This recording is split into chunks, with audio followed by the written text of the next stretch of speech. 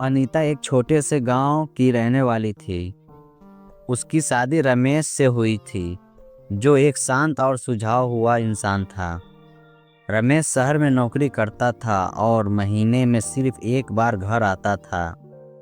उसके जीवन में शांति थी, लेकिन उसमें वो रोमांस या गर्मजोशी नहीं थी जिसका सपना अनीता ने कभी देखा था।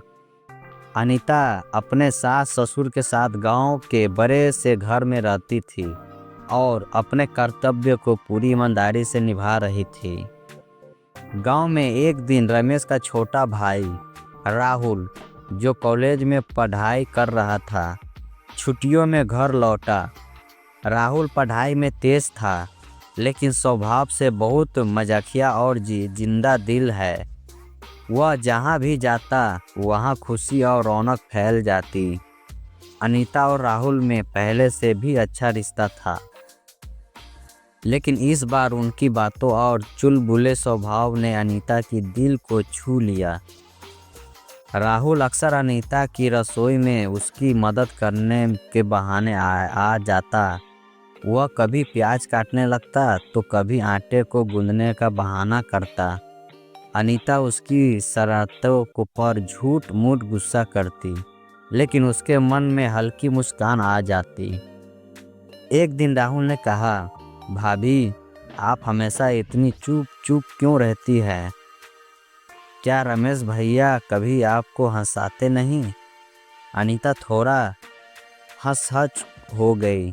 उसने जवाब दिया, तुम्हारे भैया बहुत अच्छे हैं, लेकिन उसका स्वभाव थोड़ा गंभीर है, और वैसे भी मेरी जिम्मेदारियों मुझे चुप रहने का समय नहीं देती।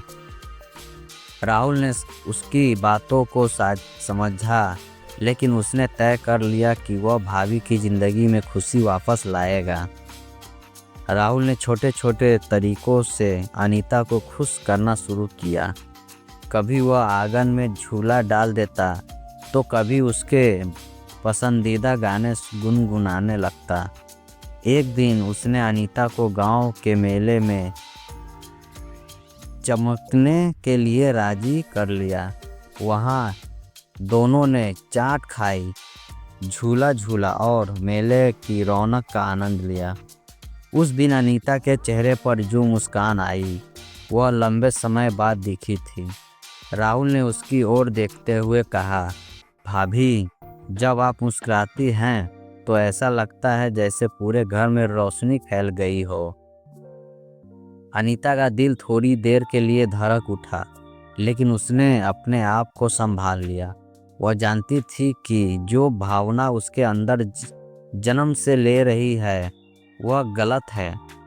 राहुल धीरे धीरे महसूस करने लगा कि उसकी भाभी के लिए उसकी भावनाएं बदल रही है। वह हर समय उसके आसपास रहना चाहता, उसकी हंसी सुनना चाहता, लेकिन उसने अपने मन को समझाने की कोशिश की कि यह सिर्फ उसका भ्रम है। एक रात जब बिजली चली गई तो राहुल और अनीता आंगन में बैठे थे। तारों भरे आसमान को देखते हुए राहुल ने कहा, भाभी, कभी कभी लगता है कि किसी इंसान की खुशी ही हमारी पूरी दुनिया बन जाती है। अनीता ने उसकी आंखों में देखा और समझ गई कि वह क्या कहना चाह रहा है।